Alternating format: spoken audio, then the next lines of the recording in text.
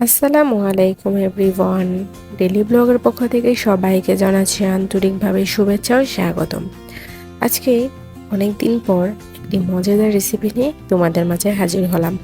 আজকে তোমাদের সাথে আমি শেয়ার করব একদম সেম টু সেম দোকানের মতো কিভাবে তোমরা কেক বাসায় তৈরি করে খেতে পারবে।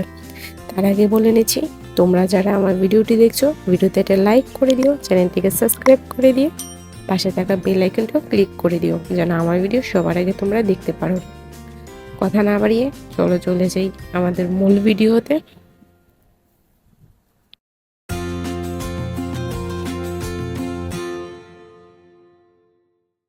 প্রথমে আমি এখানে একটি মিক্সিং বোল নিয়ে নিলাম। তারপর আমি এখানে দিয়ে দিব রুম টেম্পারেচারে থাকা দুটো ডিম। ডিম দুটো যদি ফ্রিজে থাকে তাহলে আধা ঘন্টা আগে বের করে নর্মাল করে নেবে। তারপর আমি এখানে হাফ কাপ চিনি আমি একটু একটু করে দিচ্ছি আর ভালোভাবে মিক্স করে নিচ্ছি। তারপর আমি এখানে দিয়ে দিব 2 চামচ ভ্যানিলা এসেন্স। তারপর আমি সবগুলো উপকরণ ভালোভাবে মিক্স করে নেব। এই পর্যায়ে দিয়ে দিব হাফ কাপের মতো তেল, আমি এখানে অল্প করে দিব আর মেশাবো।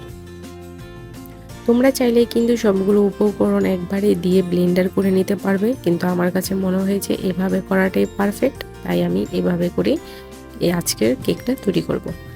এখানে আমি 1 কাপের মতো ময়দা নিয়েছি, তোমরা কিন্তু আটা দিয়েও এই কেকটা তৈরি করে নিতে পারবে। আমি ময়দা একেবারেই দিয়ে দিইনি, আমি একটু করে দিব আর ভালোভাবে মিক্স করে নেব। তোমরা কিন্তু আমার প্রসেসিংটা ফলো করে যদি কেকটি তৈরি করো তোমাদের কেকটিও একদম দোকানের মতোই পারফেক্ট হবে। ময়দা আমি আগে থেকে চেলে নিয়েছিলাম, তোমরা অবশ্যই ময়দাটা চেলে নেওয়ার চেষ্টা করবে, তাহলে কেকটা খেতে ভালো লাগবে, সফট হবে এবং ভিতরে কোনো লাম্পস বা দানা জাতীয় কিছু থাকবে না। এখানে দিয়ে দিলাম 1.5 টেবিল চামচের মতো বেকিং পাউডার। তারপরে সবগুলো উপকরণ ভালোভাবে মিক্স করে নেব। আমি কাঁটার চামচের সাহায্যে মিক্স করে নিচ্ছি, তোমরা হ্যান্ড ব্লেন্ডার বা হ্যান্ড উইক্সের সাহায্যে ভালোভাবে এটা মিক্স করে নেবে। আমার কিন্তু হাফ কাপের মতো ময়দা এখনও রয়েছে, আমি এটা দুধের মিশ্রণটা দেওয়ার পরে আমি এখানে আরেকটু ইউজ করব। এখানে আমি একটি ফ্রাই প্যান বসিয়ে দিয়েছি, তারপর আমি হাফ কাপের মতো গরম দুধ এখানে দিয়ে দিলাম আর দিয়ে দিব 2 টেবিল চামচের মতো বাটার। তোমরা কিন্তু বাটারের পরিবর্তে ঘিও ব্যবহার করতে পারো। এটা বলক আসা পর্যন্ত অপেক্ষা করার কোনো প্রয়োজন নেই, জাস্ট বাটারটা মেল্ট হয়ে গেলেই তোমরা এটা নামিয়ে নেবে। তারপর আমি এখন কেকের ব্যাটারের মধ্যে দুধের যেই বাটারের মিশ্রণটা আছে সেটা আমি একটু একটু করে দিব আর মিক্স করব। দুধ আর বাটারের যে মিশ্রণটা সেটা কিন্তু টোটালি অপশনাল, এটা তোমরা চাইলে দিতে পারো, না হয় এটাকে স্কিপ করে নিও। এভাবে দিলে একটু কেকের থেকে ভালো একটি ফ্লেভার আসে আর খেতে খুবই ভালো লাগে। আমার কিন্তু এখানে আরেকটু ময়দার প্রয়োজন, তাই আমি এখানে আরেকটু ময়দা এখানে অ্যাড করলাম। তারপর আমি ভালোভাবে সবগুলো উপকরণ মিক্স করে নেব।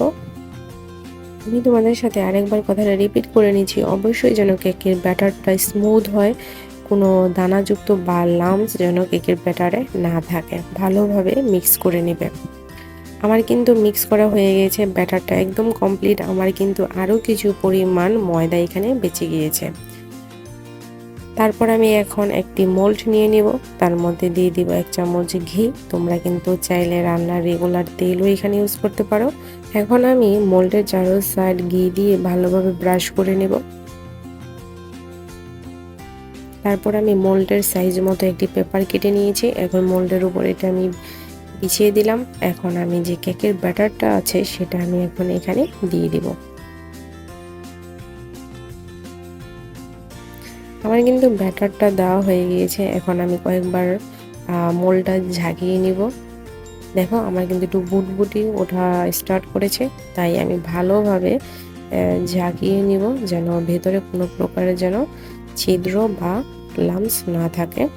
আমি এখানে ডেকোরেশনের জন্য কিছু পরিমাণ কিশমিশ ব্যবহার করলাম, তোমরা চাইলে ব্যবহার করতে পারো বা স্কিপ করে নিতে পারো। এখন আমি ওভেনে দিয়ে দিলাম। এখন আমি কেকের যে সেটিং আছে সেটা আমি এখন দিয়ে 50 মিনিটের জন্য এটাকে বেক করে নেব।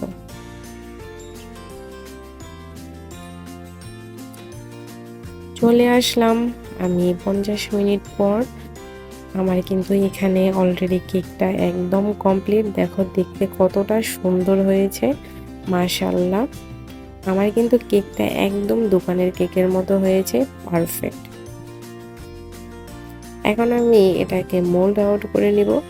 আমি এখন কেকের মধ্যে যে পেপারটা বিছিয়ে দিয়েছিলাম সেটা এখন উঠিয়ে আমি এখন এটাকে কেটে নিব। আমার কিন্তু এই কেকটা একদমই কাটতে ইচ্ছা করছিল না, তবুও তোমাদের দেখানোর জন্য আর বোঝানোর স্বার্থে আমি কেকটি কেটে তোমাদের দেখিয়ে দিচ্ছি। দেখো কতটা সফট এবং স্মুথ হয়েছে, ভেতরে কোনো ধরনের লাম্পস বা ছিদ্র নাই বললেই কিন্তু চলে। একদম পারফেক্ট দোকানের মতো কিন্তু আমার কেকটা হয়েছে।